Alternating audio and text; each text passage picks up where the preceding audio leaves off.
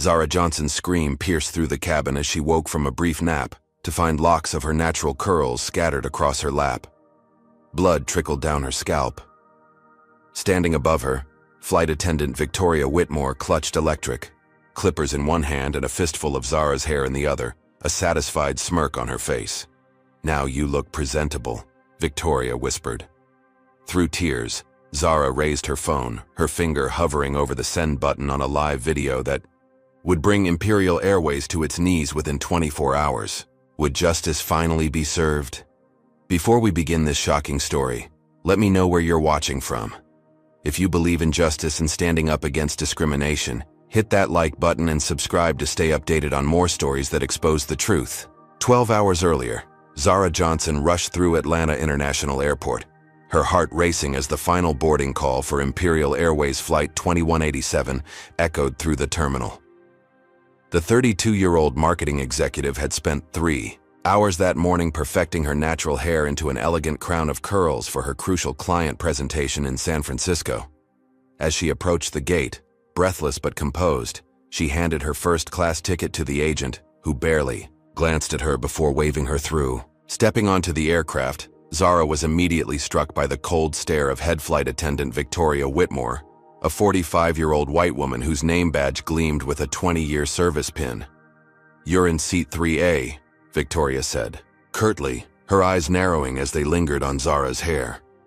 When Zara moved toward her assigned seat, Victoria failed to step aside, forcing Zara to squeeze past her. "Watch the hair," Victoria muttered just loud enough for nearby passengers to hear. "It's taking up half the aisle." A few white passengers chuckled, while an elderly woman clutched her handbag tighter as Zara passed by. Settling into her luxurious, first-class seat, Zara tried to dismiss the encounter as she organized her presentation materials on her lap. She had faced microaggressions before, but today was too important to let anything distract her. Atlantic Media Solutions, her potential client, represented a 7-figure contract that could propel her boutique agency to national recognition. When the pre-flight beverage service began, Victoria deliberately skipped Zara's row, serving white passengers before and after her. When Zara finally raised her hand to request service, Victoria's smile vanished as she approached. "Water," Victoria said, not bothering to phrase it as a question while placing a plastic cup on Zara's tray without the linen napkin other passengers received. "We're experiencing turbulence, so I recommend you secure all your items."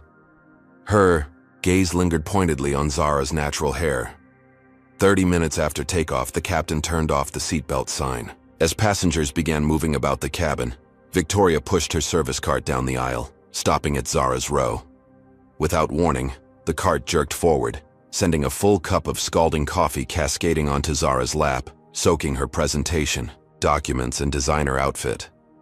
"Oh my," Victoria gasped with theatrical concern that didn't reach her eyes. "How clumsy of you to bump my cart."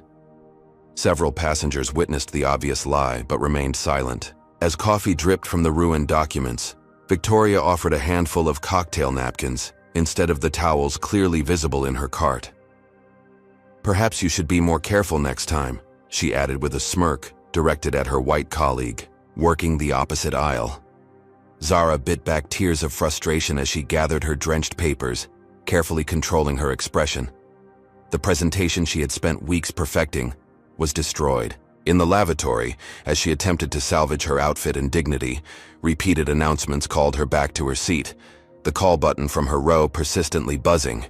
Each time she returned, there was no actual service needed, only Victoria's saccharine smile informing her that the button must have been accidentally pressed. During one bathroom visit, Zara encountered another flight attendant, Marcus Chen, who offered her additional towels and a sympathetic glance.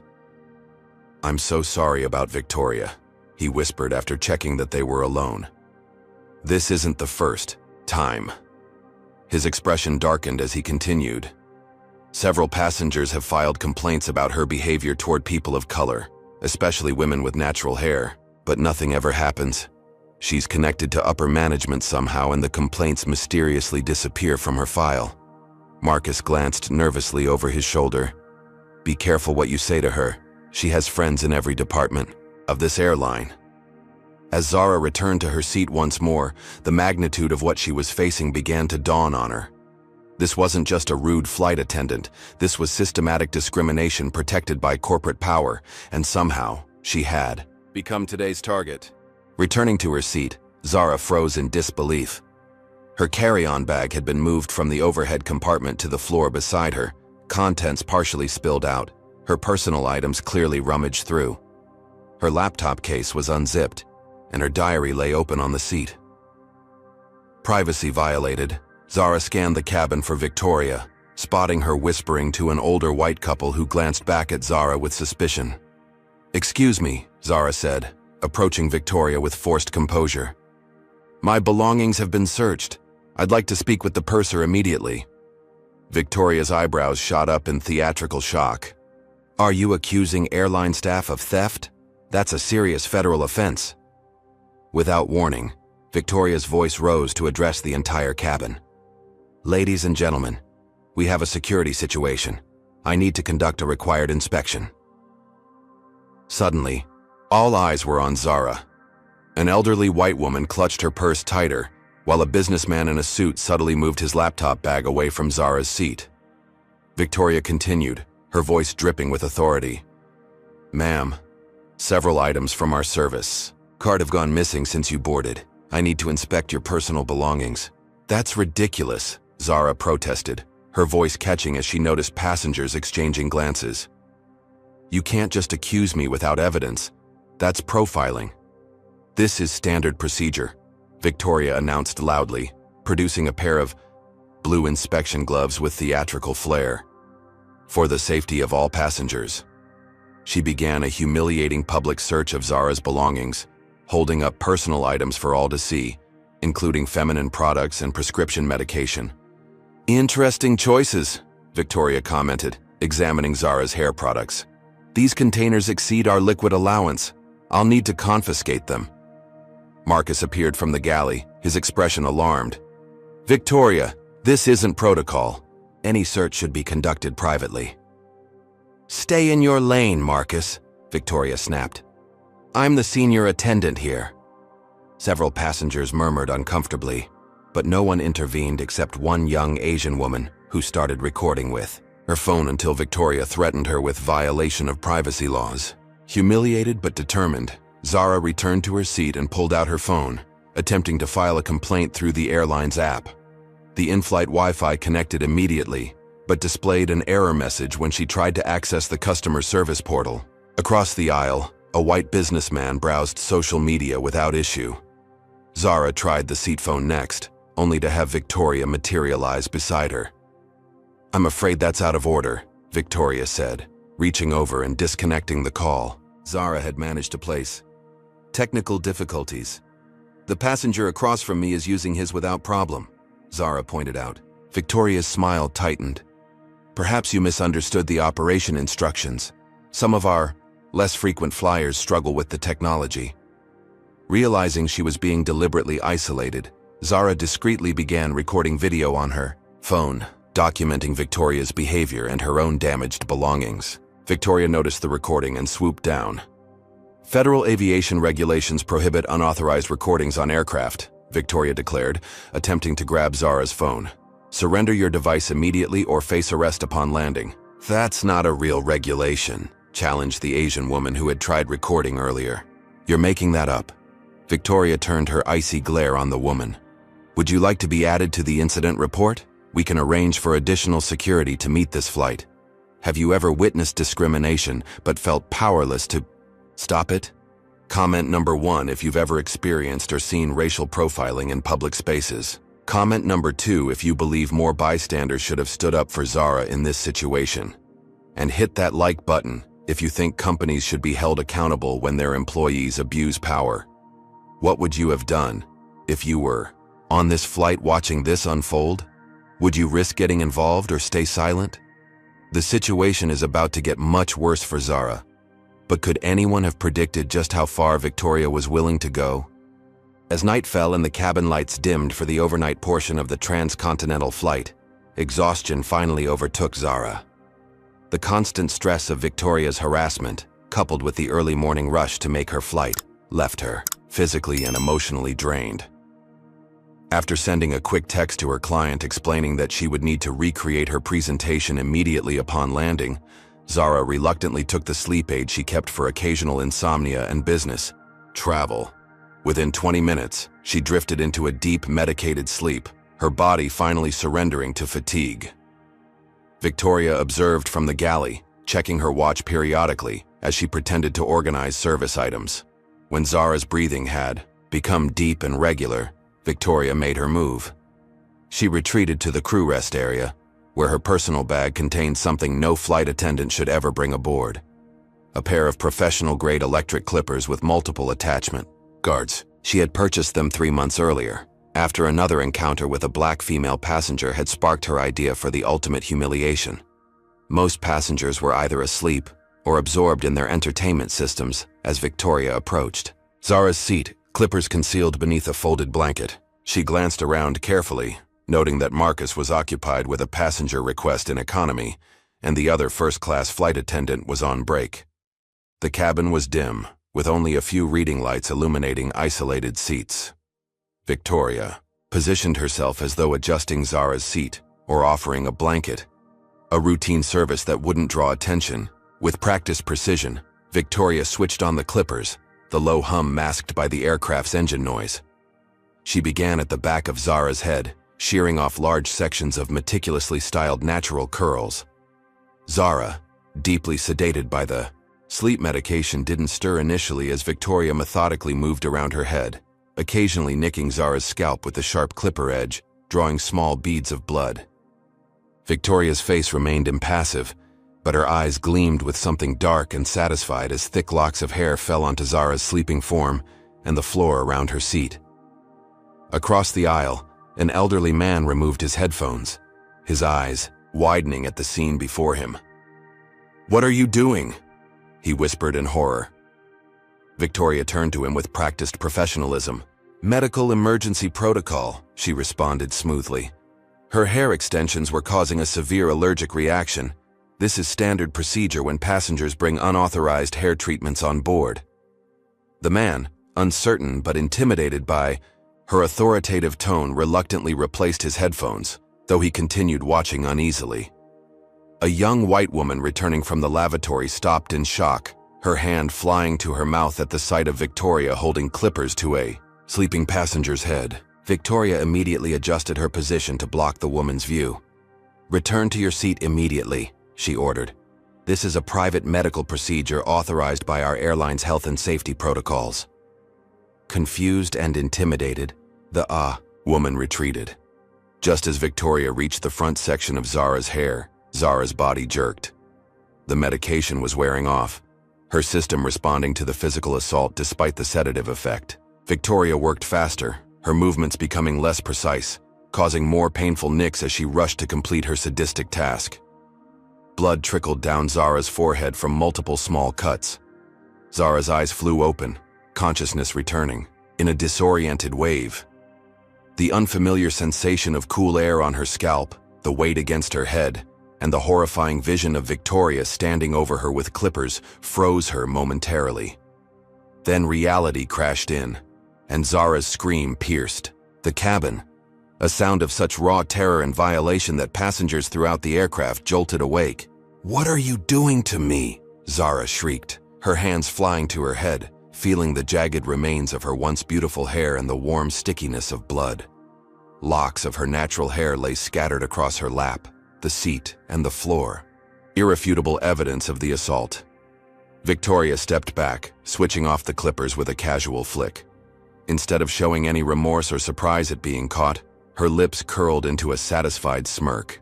"Now you look presentable," she whispered, loud enough for only Zara and the nearest passengers to hear. "Your unprofessional hairstyle was obstructing the seat function and creating a safety hazard. I was just following company guidelines on appropriate appearances." The cabin erupted in confused murmurs and gasps as passengers registered what was happening. Marcus rushed forward from economy, his face contorting with shock and horror. "Victoria, what have you done?" he shouted, rushing to Zara's side with a first aid kit to tend to her bleeding scalp. "I was enforcing company policy," Victoria replied, calmly, her voice carrying through the now silent cabin. This passenger's hair was creating an obstruction. It's clearly outlined in our safety manual. No such policy existed, but Victoria's confident delivery made several passengers exchange uncertain glances. Zara, trembling with shock and rage, pulled out her phone and began recording. "You assaulted me," she stated, her voice shaking but determined. "You cut my hair while I was asleep. That's assault and battery, and it's a hate crime." Victoria's demeanor instantly shifted. "Put that phone away immediately," she demanded, her voice hardening. "Recording crew members is against federal regulations. Continue, and I'll have the captain divert this flight for an emergency landing. You'll be arrested for interfering with a flight crew, which carries a sentence of up to 20 years. When Zara refused to stop recording, Victoria grabbed the aircraft phone. "Captain, we have a disruptive passenger in first class threatening crew members. Request permission to apply restraints and prepare for possible diversion." Several passengers had begun recording the aftermath despite Victoria's threats, their faces showing expressions ranging from horror to disbelief. One woman openly wept at the sight of Zara's mutilated hair and bloodied scalp. But despite their shock, a disturbing number of passengers remained silent, unwilling to challenge authority or get involved in what they perceived as someone else's problem, even in the face of such obvious injustice. Trembling and lightheaded from shock, Zara clutched her phone like a lifeline, blood seeping from multiple cuts on her scalp. The cabin had erupted into chaos, with some passengers shouting at Victoria, while others demanded explanations from Marcus. Through the confusion, Zara spotted a sympathetic-looking woman several rows back who hadn't surrendered her phone, despite Victoria's threats about recording. Making eye contact, Zara silently pleaded for help. Understanding immediately, the woman, later identified as Jasmine Wong, nodded and approached under the guise of using the lavatory. As she passed Zara's seat, Jasmine discreetly slipped her phone into Zara's hand. "Use mine," she whispered. "They won't expect it." With shaking fingers, Zara quickly typed a text to her sister Amara, a renowned civil rights attorney. On Imperial. Airways 2187. Flight attendant assaulted me, cut my hair while I was asleep. Bleeding. They're threatening me. Confiscating phones. This isn't my phone. Help. She attached a quick photo of her mutilated hair before sending it, then immediately deleted the message from the sent folder and call history before returning the phone to Jasmine. Victoria, meanwhile, had initiated full damage control.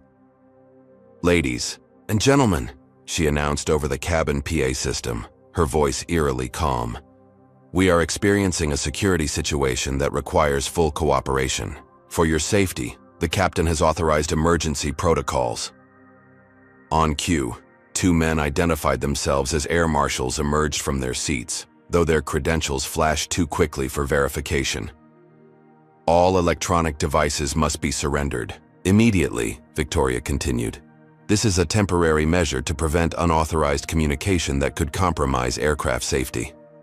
The supposed marshals began moving through the cabin, collecting phones, tablets, and laptops, placing them in sealed security bags. When they reached Zara's row, Victoria personally supervised.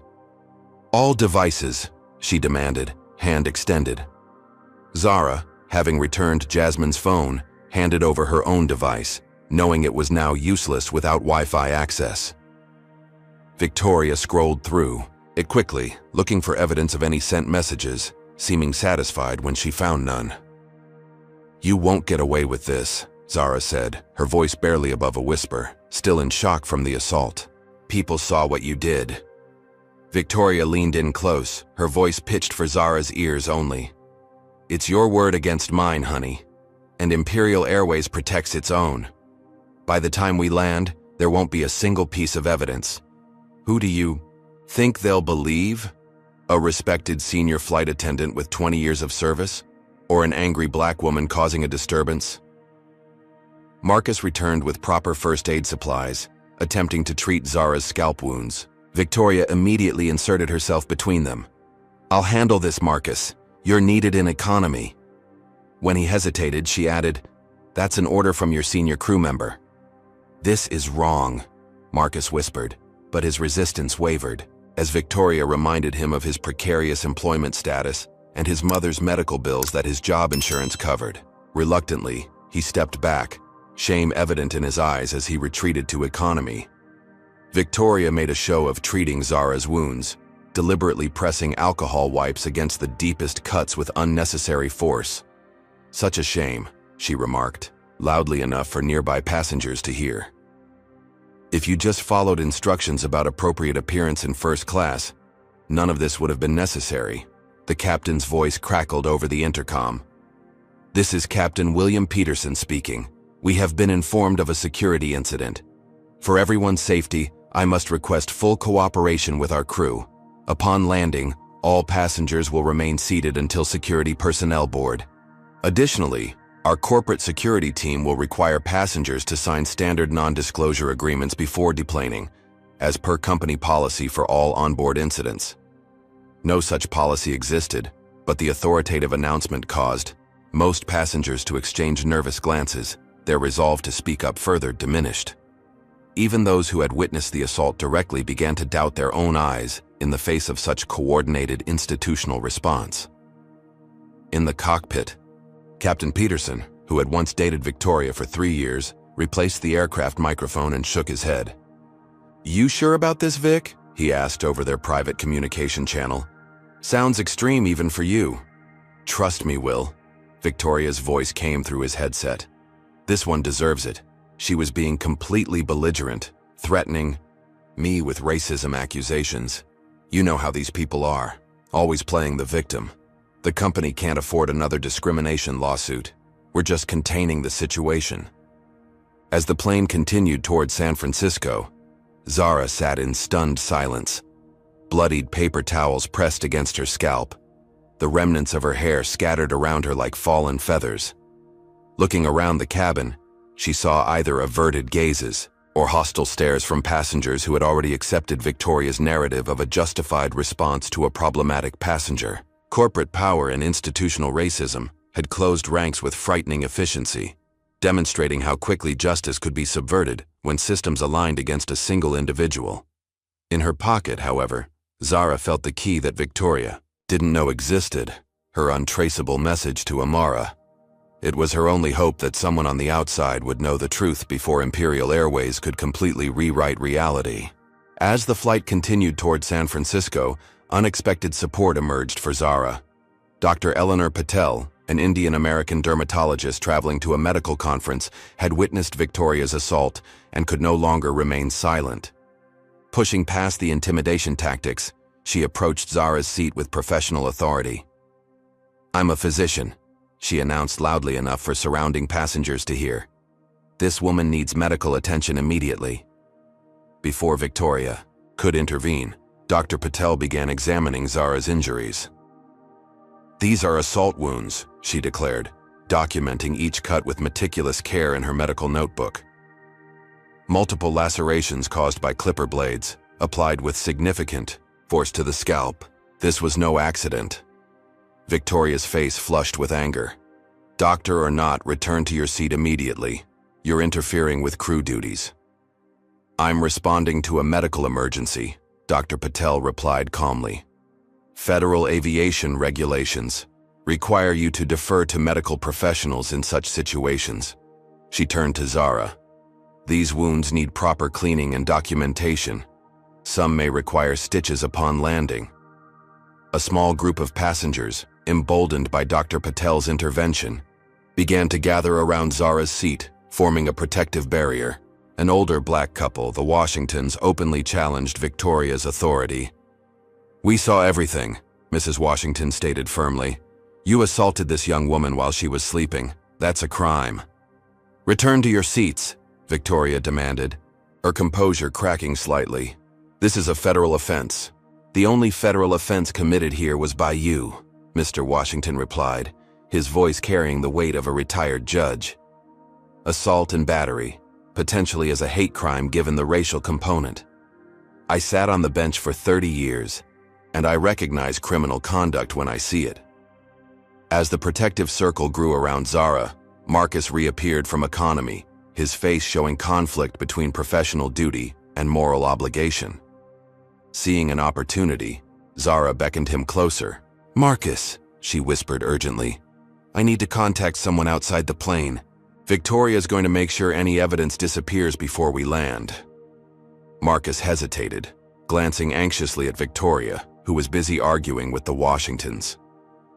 "I could lose my job," he murmured, but his expression softened as he looked at Zara's mutilated hair and bleeding scalp. "Follow me to the galley, quickly." In the relative privacy of the galley area, Marcus pulled out a crew tablet. "This connects to a different Wi-Fi network than passenger devices," he explained, quickly entering his credentials. "You have about 3 minutes before Victoria notices you're gone." With trembling fingers, Zara sent the video evidence she'd managed to record to her sister Amara, along with a brief message explaining the situation. Marcus stood watch, his body tense with fear of discovery.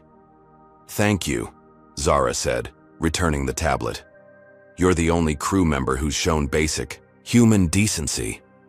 Marcus's expression darkened with shame. "I should have done more. Victoria has a history of this behavior, especially with black women passengers. Management always protects her." As they returned to the cabin, Victoria intercepted them, her eyes narrowing with suspicion. "Crew meeting. Now," she hissed at Marcus, dragging him toward the cockpit. When Marcus returned 15 minutes later, his entire demeanor had changed. His face was ashen, his previous compassion replaced with wooden professionalism. Without making eye contact with Zara, he approached her seat.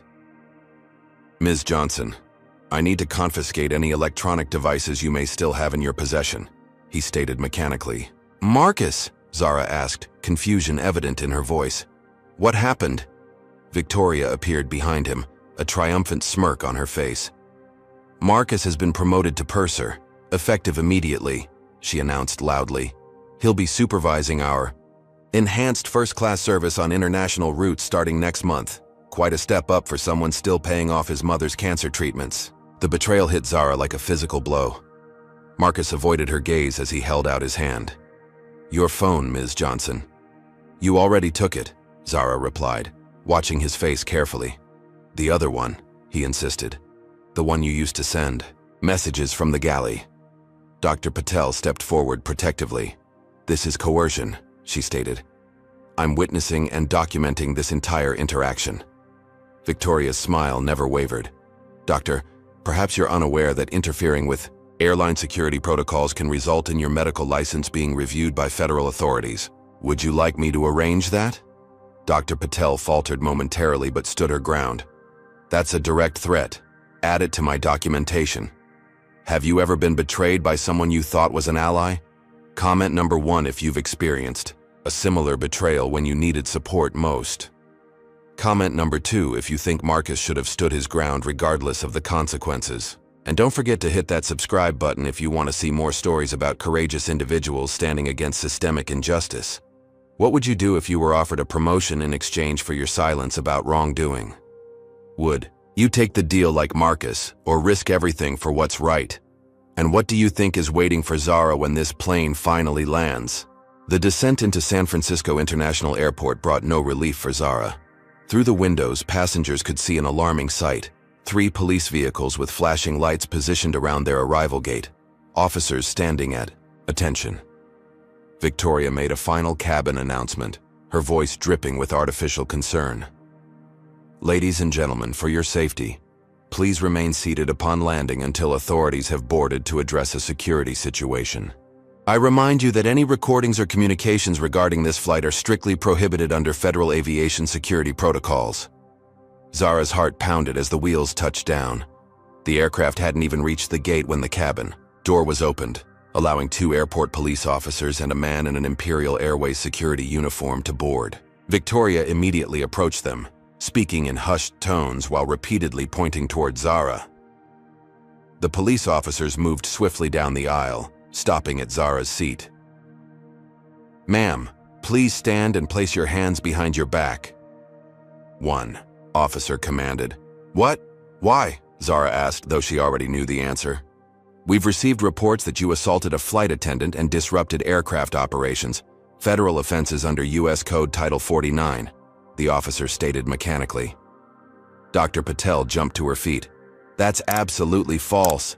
She's the victim. Here, this flight attendant, she pointed at Victoria, assaulted her while she was sleeping.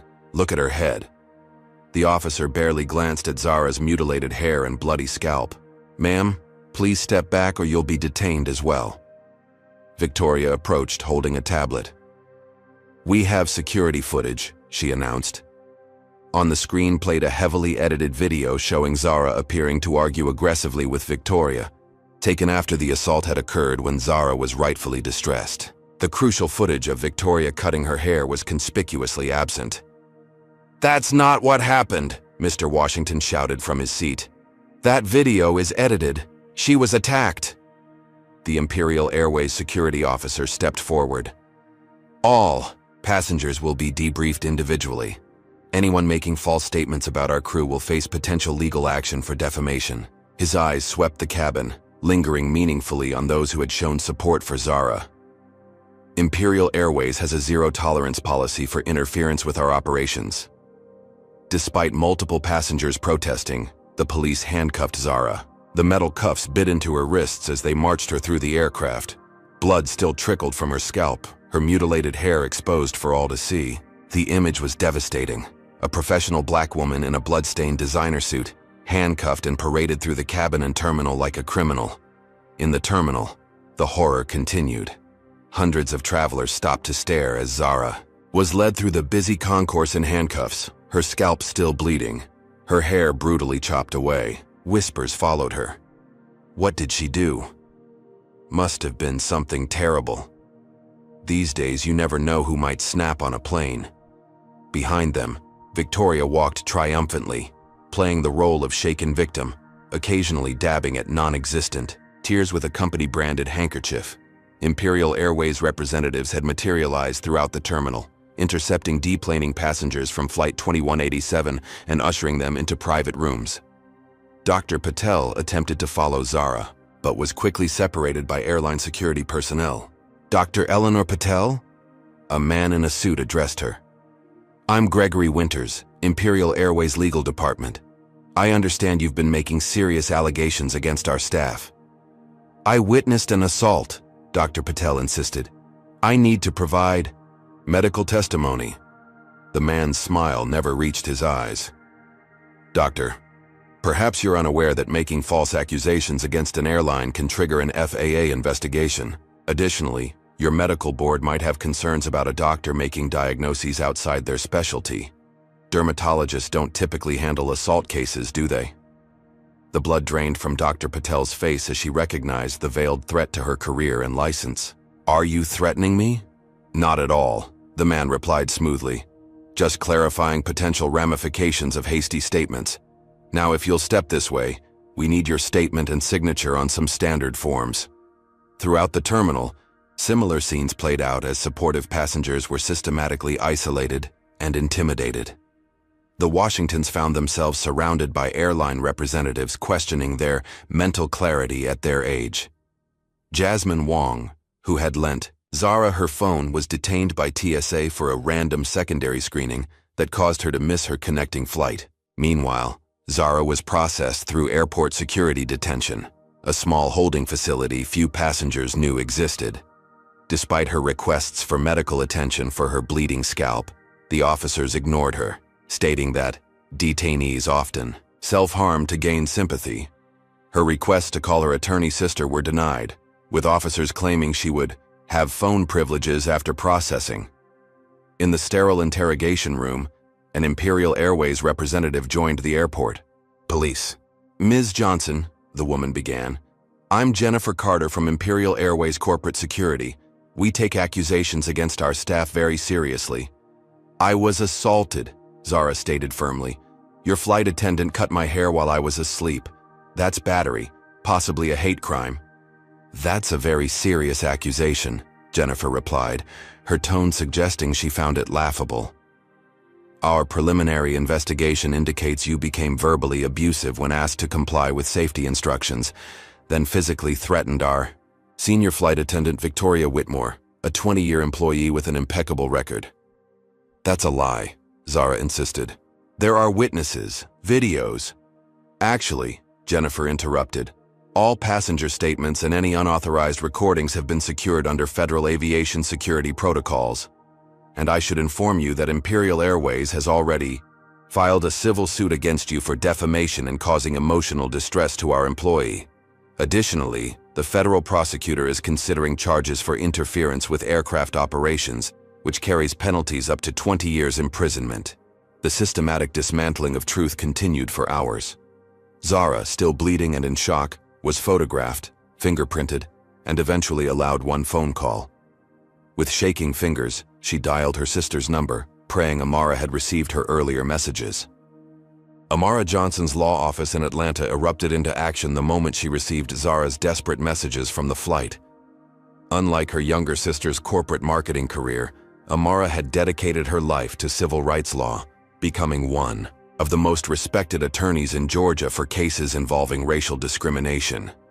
The photos and brief video Zara had managed to send were horrifying, showing her bloodied scalp and Victoria's smug expression. Without hesitation, Amara booked the next flight to San Francisco. Landing 6 hours after Zara's plane, Amara rushed directly to the airport detention center, armed with her bar credentials and righteous fury. What she encountered was a bureaucratic nightmare designed to obstruct justice at every turn. "I'm sorry, Ms. Johnson," the intake officer stated without looking up from his computer. "But we have no record of a Zara Johnson being processed here." "That's impossible," Amara insisted, showing the text messages on her phone. "My sister was detained after arriving on Imperial Airways Flight 2187 this morning." The officer shrugged indifferently. "No record. She might have been transferred to county holding, but I can't confirm that." After 3 hours of being shuttled between airport security, local police, and county facilities, Amara finally located Zara at the San Francisco County Jail, listed under a deliberately misspelled name, Sarah Johnson. The clerical error had effectively hidden her in the system, preventing automatic notifications to family members. When Amara finally gained access to her sister, she barely recognized her. Zara's beautiful crown of natural hair had been reduced to bleeding patches and jagged tufts. She had received no medical attention for her wounds, which had crusted over with dried blood. Her designer suit was stained and rumpled from hours in holding cells.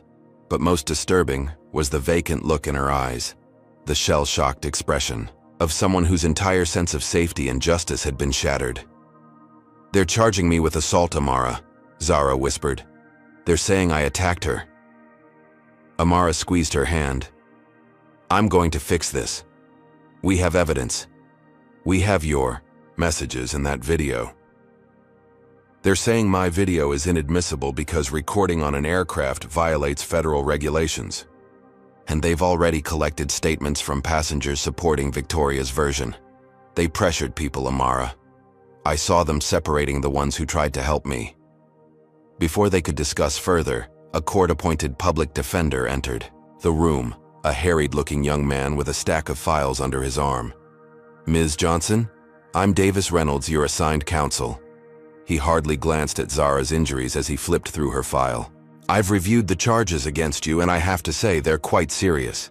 Interfering with flight crew duties carries significant federal penalties." "She doesn't need you," Amara interjected.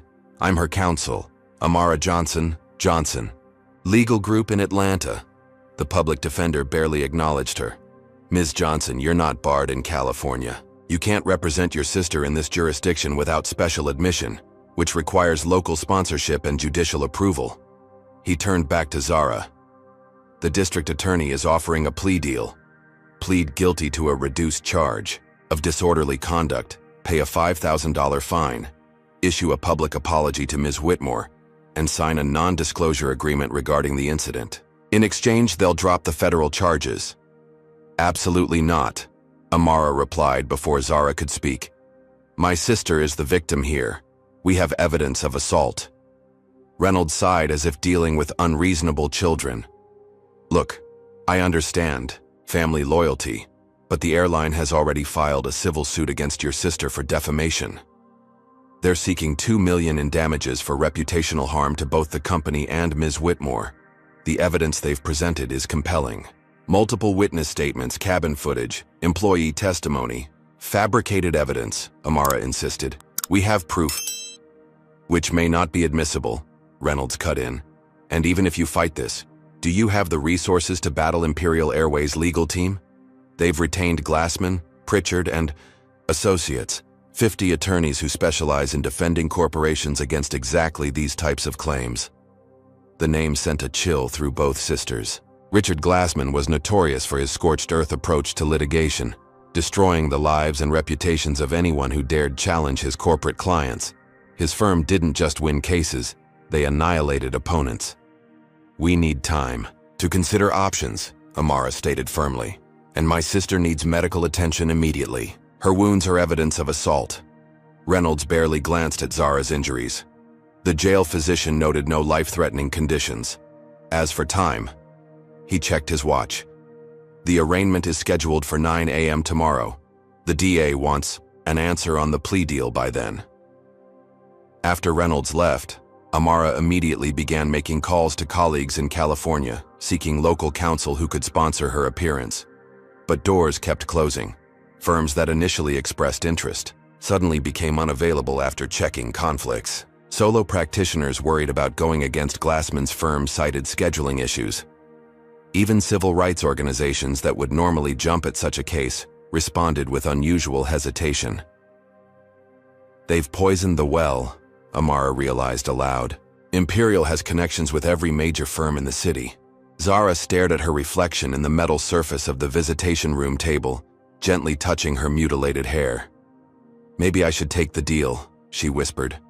I can't fight an entire airline. No, Amara said firmly. That's exactly what they want. They're trying to bury this because they know how damaging it would be if the truth got out. This wasn't just one racist flight attendant, Zara. This is systematic. The speed and coordination of their response shows this is institutional. As visiting hours ended, Amara made a promise to her sister. I'm going to find a way to fight this. Trust me. Outside the jail, Amara was approached by a man in an expensive suit who introduced himself as Thomas Levy from Imperial Airways Legal Department. Ms. Johnson, he began smoothly, we understand your sister has been offered a very generous settlement arrangement. It's not generous. It's coercion, Amara replied coldly. Perhaps I can sweeten the deal, Levy continued, as if she hadn't spoken. Imperial Airways is prepared to drop the civil suit entirely and cover your sister's legal expenses if she accepts the plea and signs our standard NDA. Additionally, we could offer a confidential settlement of $50,000 for her inconvenience. The answer is no, Amara stated firmly. What happened to my sister was criminal assault, possibly a hate crime. We're not signing anything.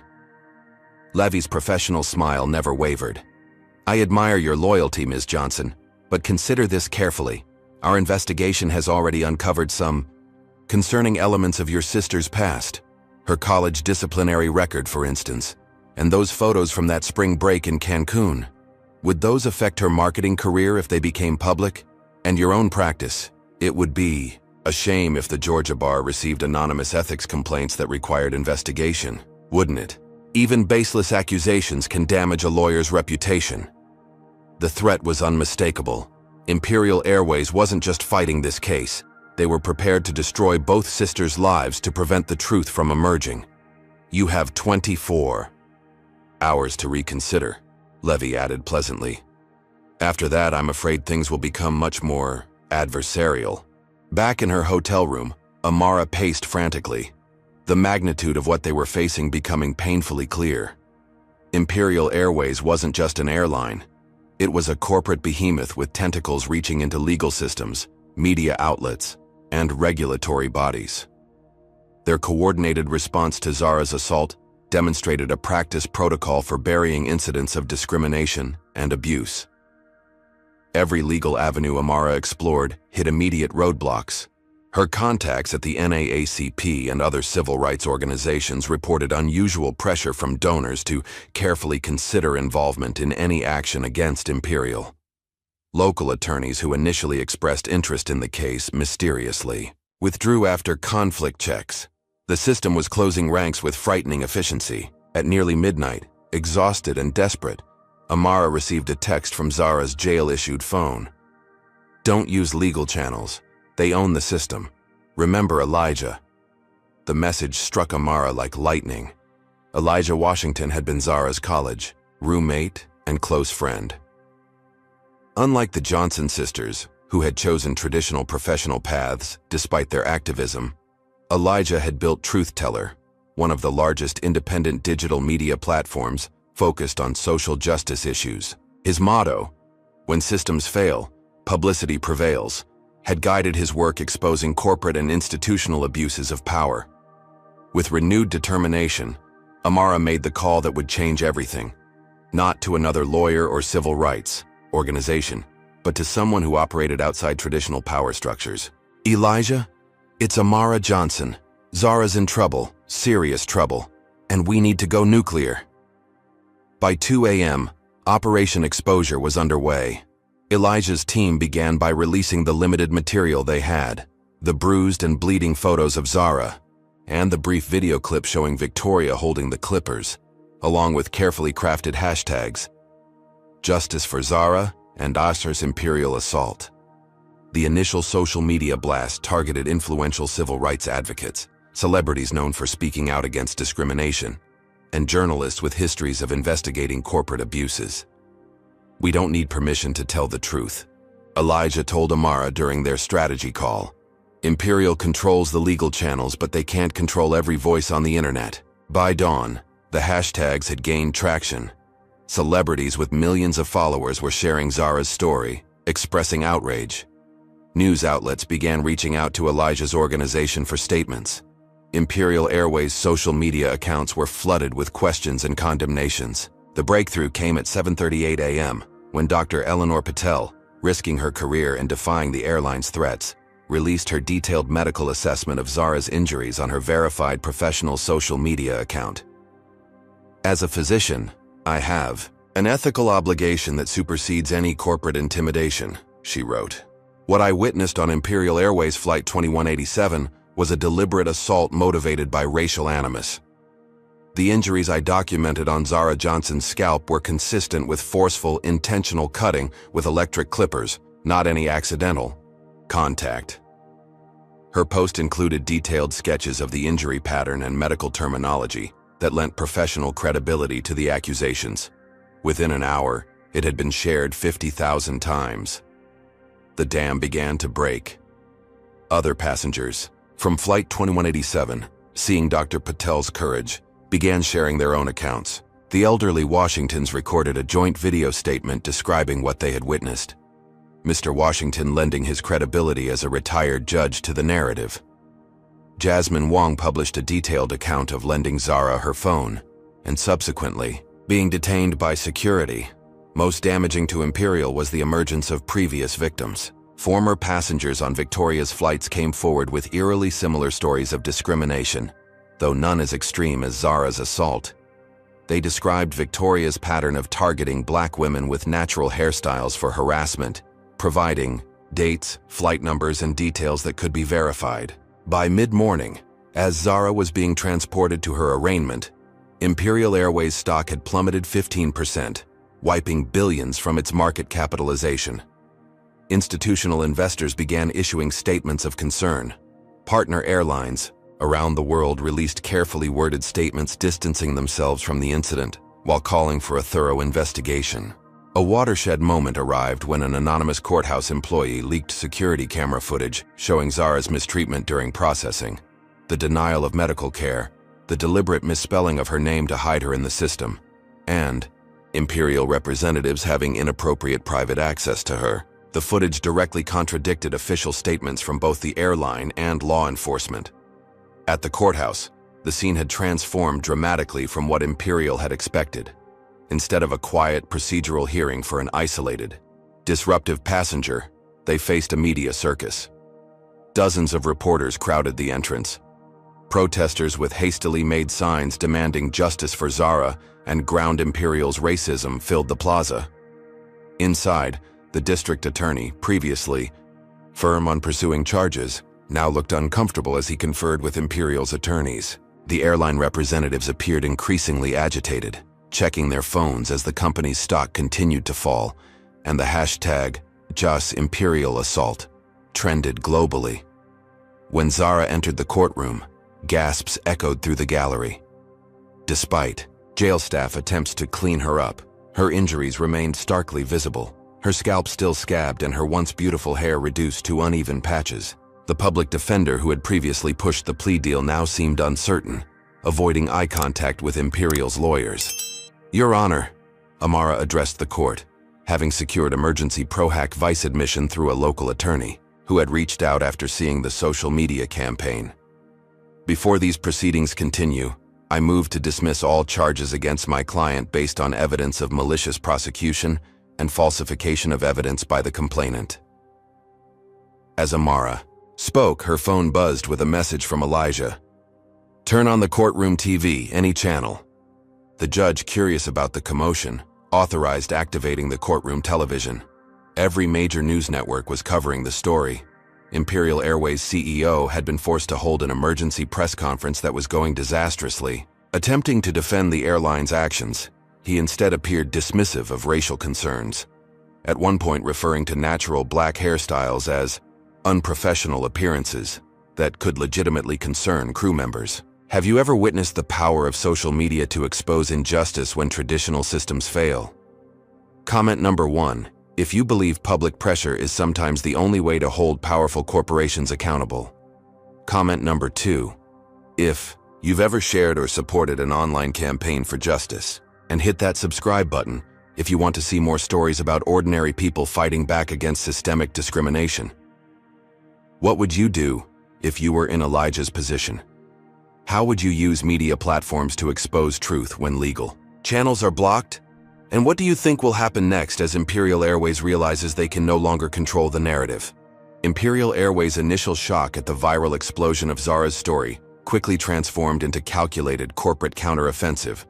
As the courthouse drama unfolded, the airline's crisis management team launched their multi-pronged attack, designed to discredit Zara and regain control of the narrative. Their first strategy targeted Zara's character. Within hours, heavily edited footage from the aircraft appeared on right-wing news outlets showing only Zara's understandable distress after the assault, carefully cropped to remove any evidence of Victoria's actions. The misleading clips portrayed Zara as combative and unstable.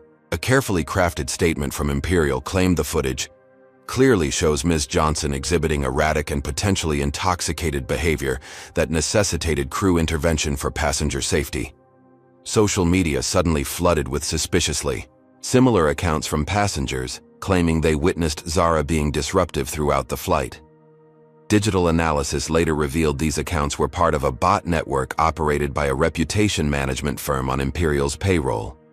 The coordinated posts described fictitious incidents, Zara supposedly harassing other passengers, ignoring safety instructions, and even attempting to access the cockpit, none of which had actually occurred.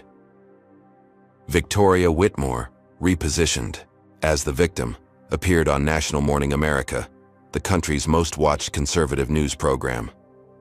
Dressed in her pristine uniform with perfect hair and makeup, she dabbed at non-existent tears while describing how she feared for her safety when Zara allegedly became aggressive after consuming multiple alcoholic beverages. Despite flight records showing Zara hadn't ordered any alcohol, Victoria's performance was convincing, especially when she claimed, "I've spent 20 years serving passengers of all backgrounds with dignity and respect. To be called racist for simply doing my job is devastating." The show's host, known for inflammatory rhetoric, suggested that the entire incident was another example of the race card being played to attack hardworking Americans just doing their jobs. The segment concluded with Victoria announcing she was courageously returning to work despite death threats from social media mobs, painting herself as the persecuted party. Imperial Airways CEO Jonathan Reynolds held a press conference surrounded by carefully selected employees from various backgrounds, creating a visual tableau of diversity despite the company's predominantly white leadership. Imperial Airways has zero tolerance for discrimination of any kind, he declared with practiced sincerity. What we will not tolerate, however, is the harassment of our dedicated staff based on selectively edited social media clips that fail to show the complete context In the same press conference, Reynolds unveiled Imperial's new passenger appearance and conduct guidelines, ostensibly applicable to all passengers, but containing thinly veiled language targeting natural black hairstyles without explicitly saying so. The policy cited hairstyles that extend beyond the personal space allocation and grooming choices that may interfere with safety equipment as grounds for crew intervention, deliberately vague terminology that could be selectively enforced. Behind the scenes, Imperial's tactics grew increasingly sinister. Zara's former employers received anonymous calls questioning her work history. Her college transcripts were mysteriously accessed, with disciplinary incidents from her freshman year. A noise violation at a social justice rally leaked to sympathetic media outlets. Private photos from her personal cloud storage appeared on dubious websites, including images manipulated to suggest impropriety. Her marketing clients began receiving anonymous dossiers containing fabricated complaints about her professionalism, resulting in contract cancellations. Her credit score inexplicably plummeted overnight. Her apartment building manager called to inform her of multiple noise complaints from neighbors during times she wasn't even home. Amara wasn't spared the retaliation. She returned to her hotel room to find it had been searched, with case notes scattered and her laptop showing signs of attempted access. Her law office in Atlanta reported a break-in where only client files were disturbed. The Georgia Bar Association received 3 separate ethics complaints against her in a single day, all requiring investigation despite being anonymous and suspiciously similar in language. During a crucial court filing deadline, Amara's email account was hacked, her documents corrupted, and the courthouse's electronic filing system mysteriously malfunctioned, only for her submissions. When she attempted to file in person, her car's tires were slashed in the courthouse parking lot. Most disturbing was the coordinated attack on their supporters. Dr. Patel received notice of a patient complaint filed with the medical board questioning her mental stability. The elderly Washingtons discovered their retirement accounts had been flagged for suspicious activity, freezing their access to funds.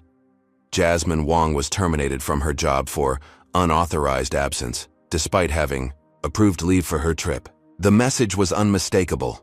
Imperial Airways wasn't just defending itself, it was making an example of anyone who dared challenge corporate power.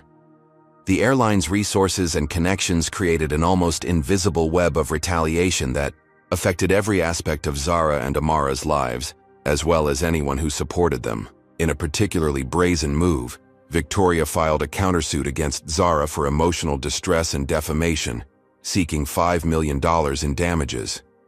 The lawsuit included affidavits from senior Imperial staff attesting to Victoria's exemplary record and commitment to diversity, despite numerous buried complaints suggesting the opposite. As pressure mounted and supporters faced increasing personal costs for their involvement, Imperial believed victory was inevitable. The corporation had decades of experience burying similar incidents. Their strategy was simple and usually effective: escalate the personal cost of fighting until surrender became the only rational choice. What they hadn't counted on, however, was the Johnson sisters' unwavering resolve and one crucial ally within Imperial's ranks who was about to risk everything to expose the truth. Marcus Chen sat alone in his darkened apartment, the promotion letter from Imperial Airways lying unopened on his kitchen table beside a bottle of sleeping pills and his mother's latest medical bills. The television murmured in the background, cycling through news coverage of what media had dubbed the Imperial Assault. Each time Zara's battered image appeared on screen, Marcus flinched, the weight of his betrayal becoming increasingly unbearable. His phone buzzed with another message from Victoria. "Remember, your mother's specialized treatment is fully covered under your new executive benefits package. Testimony prep tomorrow at 9 a.m. The implied threat wasn't subtle. His mother's cancer. Treatment costs thousands monthly. Treatment only covered by the premium insurance plan that came with his new position. Marcus stared at his reflection in the black screen of his phone, barely recognizing the man looking back at him. 3 generations of his family had taught him about justice and integrity. His grandmother had marched with Dr. King. His father had been arrested protesting apartheid.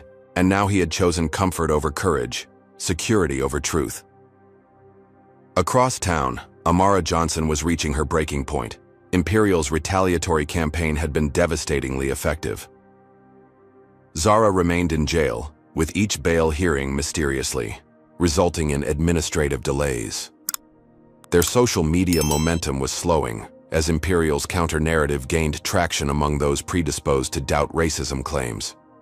Supporters were quietly distancing themselves as the personal cost of involvement became apparent. Then, at 2:17 a.m., Amara's phone rang with an unlisted number. "Is this secure?" a male voice asked when she answered. "Who is this?" Amara demanded. "Someone who can't sleep at night anymore," Marcus replied, his voice barely above a whisper. "I'm ready to tell the truth no matter what it costs me." Within hours, Marcus met Amara at an all-night diner outside the city, sliding a USB drive across the table. "It's all here," he explained, his hands shaking. "Complete, unedited cabin. Footage I downloaded before they could alter it. The system backs up to a cloud server automatically. I accessed it before they locked it down." Amara inserted the drive into her laptop, and the footage was damning. Multiple camera angles clearly showed Victoria's premeditated assault, from retrieving the clippers from her personal bag to the satisfied smirk as she methodically sheared Zara's hair while she slept. The footage also captured Victoria's earlier harassment, the deliberate coffee spill, and the coordinated effort to intimidate supportive passengers afterward. "This isn't just about one incident," Marcus continued, pulling out a folder of documents. "Victoria has a pattern. There have been 27 formal complaints against her in the past 5 years, all from black women passengers, many specifically mentioning her targeting their natural hair. Every complaint was buried." He pushed another folder forward. "And these are internal emails showing how they do it. They have a dedicated team that handles passenger relation adjustments. Corporate speak for silencing discrimination claims. They call it the containment protocol." Amara leafed through the emails, her hands trembling with a mixture of rage and vindication. "This shows systematic discrimination as company policy. Why are you doing this now? You know what they'll do to you." Marcus squared his shoulders. "Because I have to live with myself. And because this isn't the company I thought I was joining. When I became a flight attendant, I wanted to bring my mother's values of care and hospitality to every passenger. Instead, I've been complicit in a system that dehumanizes people who look like my friends, my relatives."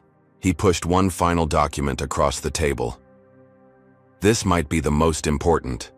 Victoria isn't just any employee. She's CEO Reynolds' niece. That's why she's untouchable.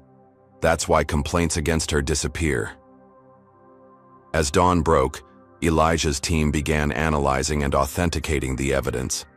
The unedited footage was indisputable proof of assault. The internal emails documented years of discriminatory practices and cover-ups. But perhaps most damaging was the revelation of nepotism that explained Victoria's immunity from consequences. While Marcus's evidence provided the foundation for their counterattack, the final devastating blow to Imperial's defense came from an unexpected source. Diane Foster, Imperial Airways Vice President of Customer Experience, reached out to Elijah, anonymously through an encrypted messaging service. "I can no longer be part of this," her message read. "What happened to Zara Johnson is the direct result of policies I helped implement, though I never imagined they would lead to this extreme.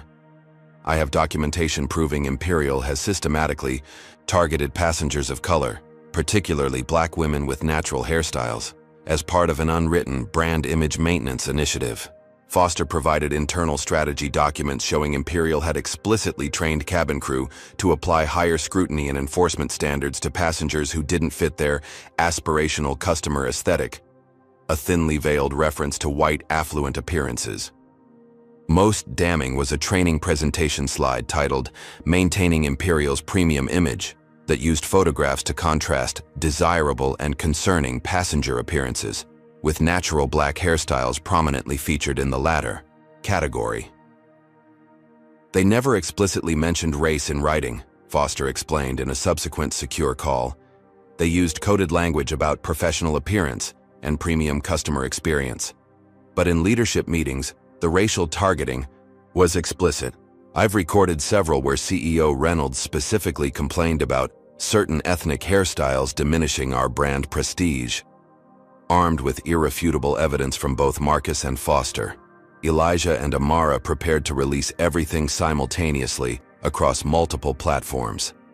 The coordinated drop would include the unedited assault footage, internal emails about complaint suppression, the nepotism connection, and Imperial's secret passenger profiling policies. Before releasing the material, Amara visited Zara in detention one last time. "Tomorrow everything changes," she promised her sister. "The evidence we have doesn't just vindicate you, it exposes decades of institutional racism at Imperial. They thought they could bury this by attacking one woman. Instead, they're about to face a reckoning for targeting thousands." Zara, thinner and more subdued after days in detention, squeezed her sister's hand. "Even if we win, they've already taken so much from us. My career, my clients, my reputation, not to mention my hair." "They took your hair," Amara acknowledged, gently touching her sister's injured scalp. "But they didn't take your voice, and after tomorrow, the whole world will hear it." The evidence against Imperial Airways exploded across media platforms at precisely 8:10 a.m. Eastern Time, synchronized for maximum impact. Major news networks, social media feeds, and streaming platforms simultaneously aired the unedited footage of Victoria's assault on Zara, followed by damning internal documents revealed by Marcus and Diane Foster. The meticulous coordination ensured Imperial couldn't contain or control the narrative. The unaltered security footage proved devastating. In crystal-clear resolution, viewers worldwide watched Victoria methodically removing electric clippers from her bag, approaching the sleeping Zara, and deliberately cutting her hair with obvious satisfaction. The footage continued, capturing Victoria's threatening behavior afterward, and the coordinated effort to silence witnesses. Within hours, the video had been viewed over 30 million times. The internal emails and documents provided context that transformed the incident from an isolated assault into evidence of systemic discrimination. Imperial's containment protocol for handling discrimination complaints was exposed in its entirety, revealing how the airline routinely intimidated, discredited, and silenced passengers of color who reported mistreatment. Most damning was the exposure of Imperial's secret premium image maintenance guidelines, which explicitly instructed staff to apply enhanced scrutiny to passengers with appearances that didn't align with their aspirational brand aesthetic. While carefully avoiding explicit racial language in written materials, the accompanying visual examples made the targeting of Black passengers, particularly women with natural hairstyles, unmistakable. The public response was immediate and overwhelming. Imperial Airways stock plummeted 40% within hours of trading, triggering multiple circuit breakers. Corporate partners began publicly distancing themselves, with several major travel agencies announcing they would no longer book flights on Imperial until a complete leadership overhaul occurred. Celebrity influencers canceled promotional contracts with the airline, posting messages of solidarity with Zara. Inside the San Francisco courthouse, the atmosphere transformed dramatically.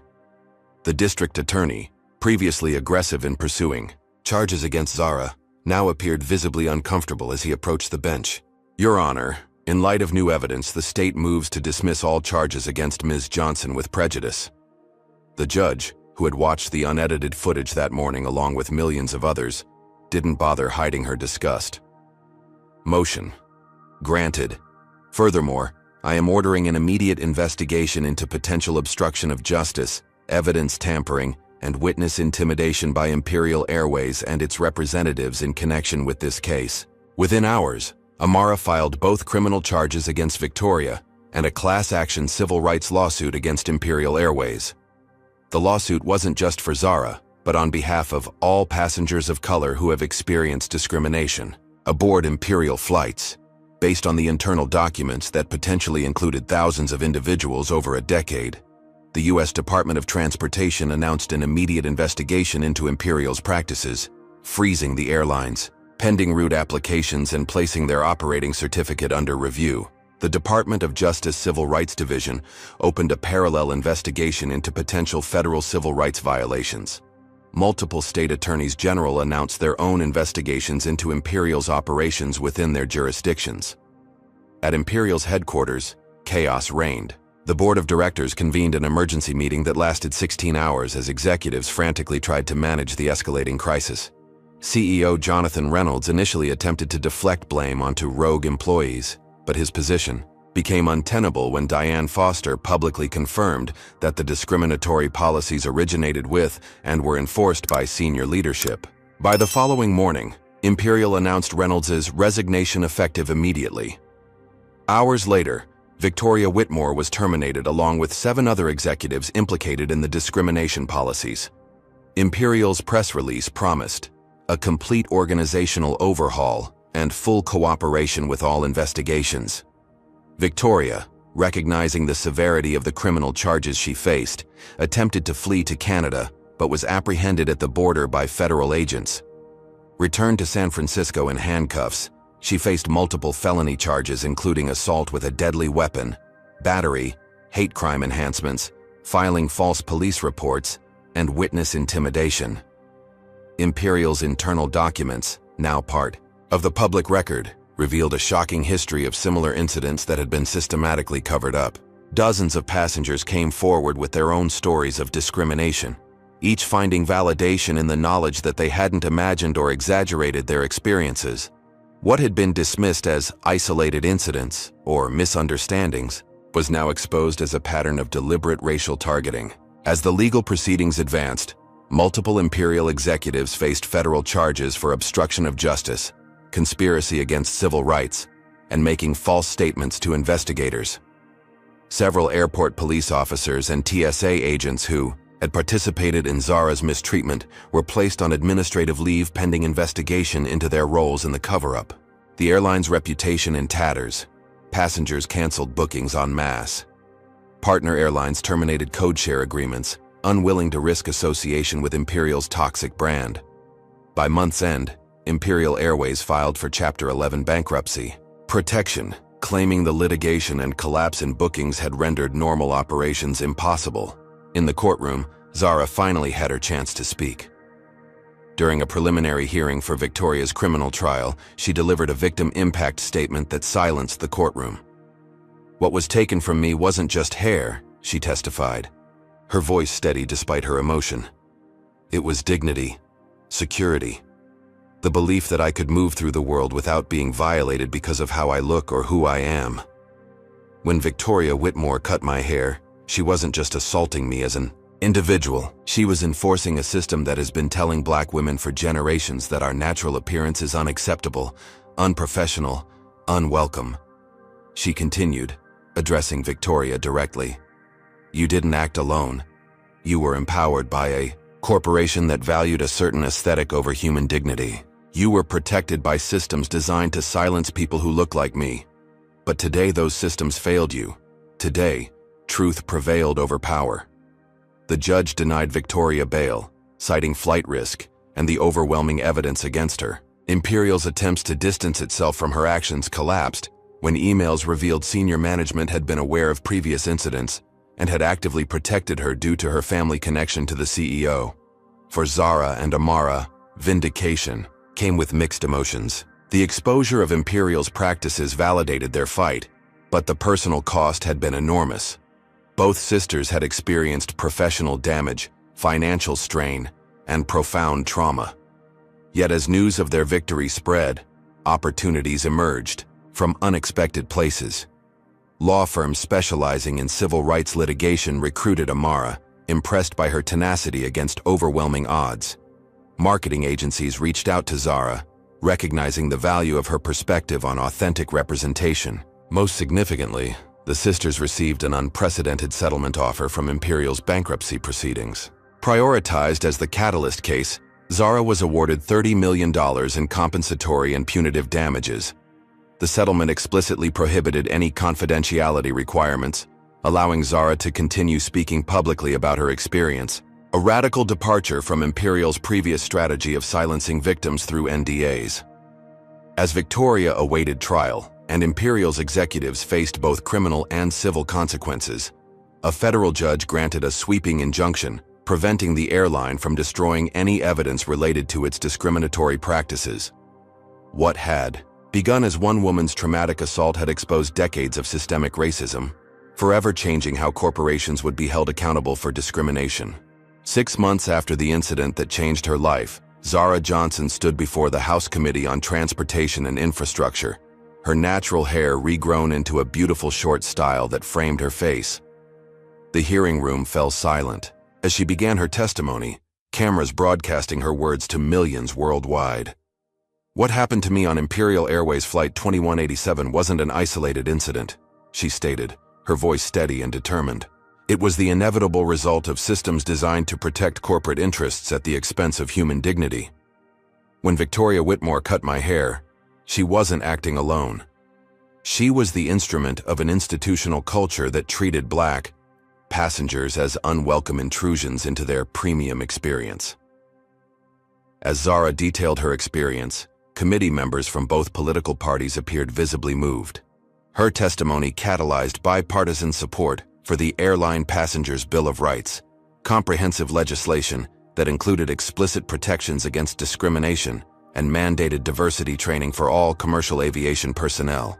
The bill also established an independent oversight board with real enforcement power, ensuring complaints couldn't be buried by airline influence. Zara's settlement from Imperial Airways, over $30 million after additional punitive damages, could have enabled a life of private luxury. Instead, she channeled the funds into establishing the Crown Foundation, dedicated to supporting Black women in business and advocating for natural hair acceptance in professional environments.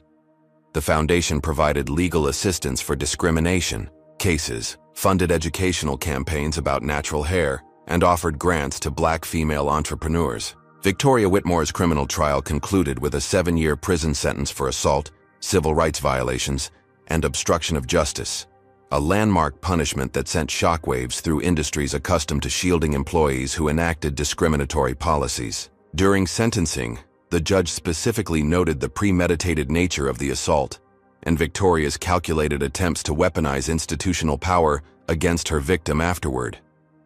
Marcus Chen, despite losing his aviation career after testifying against Imperial, found unexpected purpose in establishing the transportation industry whistleblower support network.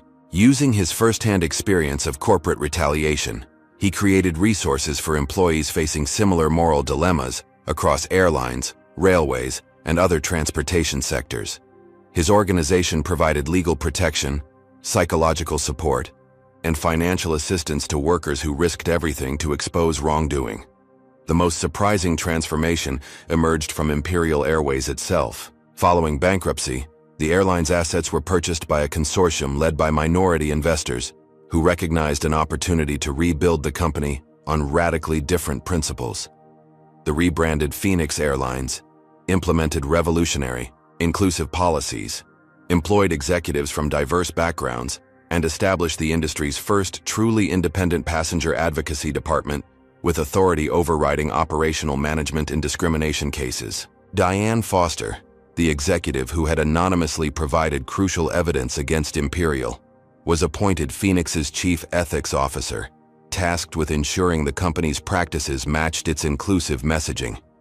Her first initiative was a comprehensive audit of all policies for potential discriminatory impact, followed by transparency reporting that became the industry standard.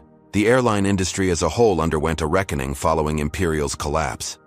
Carriers rushed to review their own practices, terrified of becoming the next Imperial.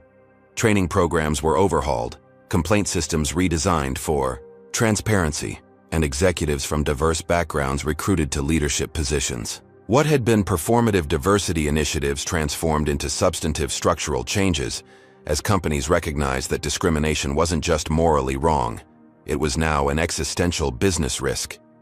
Legal outcomes rippled beyond aviation. The Zara Johnson precedent established that companies could be held liable not just for explicitly discriminatory policies, but for fostering cultures that enabled discrimination. Corporate attorneys nationwide warned clients that internal documents, email communications, and training materials could become evidence in future litigation, prompting proactive reviews of potentially problematic practices. 1 year after the assault, Zara prepared to board a flight on Phoenix Airlines for a speaking engagement about workplace inclusion. As she approached the gate, she noticed something remarkable. The diverse flight crew included several former Imperial employees who had been fired for opposing discriminatory practices and had found new positions in the restructured airline. Stepping onto the aircraft, Zara was greeted warmly by the lead flight attendant, who recognized her immediately and discreetly expressed admiration for her courage. As she settled into her first-class seat, a familiar face appeared. Dr. Eleanor Patel, who had risked her medical career to document Zara's injuries and testify on her behalf. "Dr. Patel, what are you doing here?" Zara asked in surprise. Dr. Patel smiled. "Actually, it's CEO Patel now. After everything that happened, I realized my true calling was organizational transformation. When the investor consortium approached me about leading Phoenix Airlines, I couldn't say no. Medical training turns out to be surprisingly relevant to healing corporate culture." As they spoke, Zara noticed another passenger watching them, a young black woman with a magnificent crown of natural hair, styled similarly to how Zara's had been before the assault. The young woman approached hesitantly. "Ms. Johnson, I'm sorry to interrupt, but I had to thank you. Because of you, I didn't have to hide my hair for this interview trip. Because of you, companies are changing their policies. You changed things, for all of us." As the aircraft prepared for takeoff, Zara gazed out the window at the terminal where, 1 year earlier, she had been paraded in handcuffs with her bloodied, mutilated scalp exposed for all to see. Now, that same building bore Phoenix Airlines' new logo, a rising bird symbolizing transformation and rebirth. The incident that began with one woman's determination to hold on to evidence of her assault had catalyzed transformation across entire industries.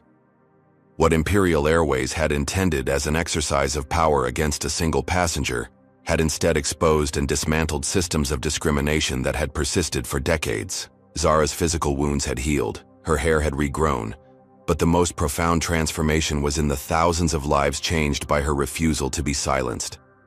As the aircraft lifted into the sky, Zara touched her hair briefly, remembering everything that had been taken from her and everything she had reclaimed. The journey that began with violation and trauma had transformed into something powerful, not just personal healing, but a legacy of justice that would protect countless others. In the face of systemic oppression, one woman's courage had proven more powerful than corporate might, reminding the world that transformation begins with the determination to speak truth, regardless of the cost.